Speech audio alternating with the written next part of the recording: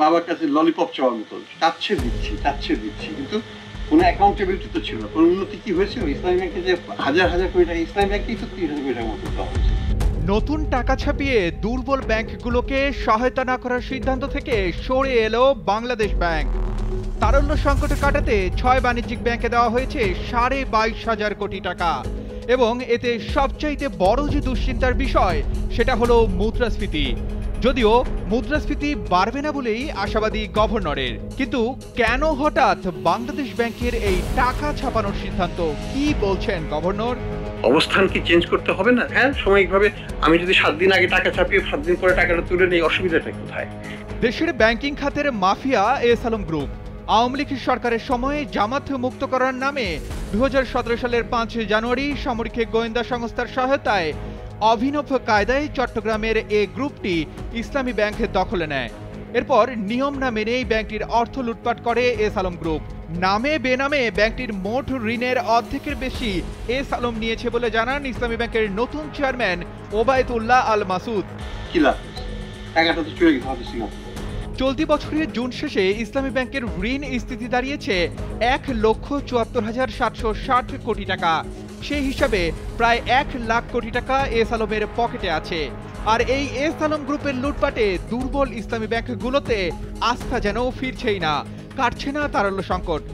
তারপরেও নতুন দায়িত্ব নিয়েই আর টাকা ছাপিয়ে ব্যাংকগুলোকে সহায়তা না করার ঘোষণা দেন কেন্দ্রীয় ব্যাংকের গভর্নর। অবশেষে সেই সিদ্ধান্ত থেকে সরে এলো বাংলাদেশ ব্যাংক। দুর্বল 6 বাণিজ্যিক ব্যাংকে ছাপিয়ে দেওয়া হয়েছে 22,500 কোটি টাকা।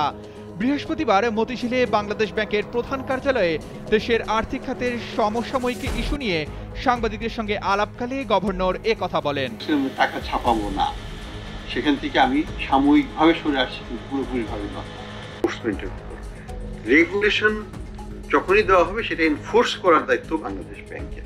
আগে যেটা হয়েছে সেটা হলো যে রেগুলেশনগুলো এনফোর্সড হয়নি, ইন্সপেকশনগুলো এনফোর্সড হয়নি। এনফোর্সমেন্ট যদি না থাকে তাহলে কোনোদিনও ব্যাংকিং খাত সবল সুস্থভাবে থাকবে না।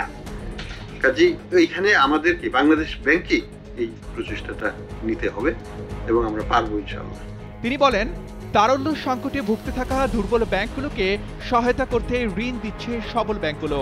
এর পাশাপাশি 6টি ব্যাংকে তারল্য সহায়তা দিতে কেন্দ্রীয় ব্যাংক 22,500 কোটি টাকা ছাপিয়েছে। গভর্নরের দাবি, এই টাকা ছাপানোতে একদিকে যেমন মুদ্রাবাজারে অর্থ সরবরাহ বাড়বে, আর অন্যদিকে বন্ড বিলের মাধ্যমে বিভিন্ন উপায়ে টাকাও তুলে নেবে নিয়ন্ত্রক সংস্থা। ন্যাশনাল ব্যাংক, সোশ্যাল ইসলামী ব্যাংক, ফার্স্ট সিকিউরিটি ইসলামী ব্যাংক ও এক্সিম ব্যাংক সহ 6টি ব্যাংকে এ তারল্য সহায়তা দেওয়া হয়েছে জানিয়ে তিনি বলেন, 1 ডিসেম্বর থেকে এসব ব্যাংকে চাহিদা অনুযায়ী টাকা তুলতে পারবেন গ্রাহকরা। তবে বন্ড ছাড়ার মাধ্যমে এ টাকা দ্রুতই বাজার থেকে তুলে নেওয়া হবে, এতে বাজারে অস্থিরতা তৈরি হবে না। গ্রাহকদের নিশ্চিন্ত থাকার আহ্বান জানিয়ে গভর্নর বলেন, রোববার থেকেই ব্যাংকে অনেক পরিবর্তন পাবেন গ্রাহকরা। গ্রাহকদের আমানত নিয়ে চিন্তার কিছু নেই, এটি নিয়ে মাথা ব্যথা বাংলাদেশ ব্যাংকের। ব্যাংক খাতে অস্থিরতা দূর করতে কাজ চলছে।